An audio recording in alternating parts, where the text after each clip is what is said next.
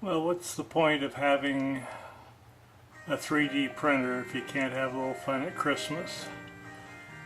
So we have that, and then we have my little stocking stuffers, and I'm here to tell you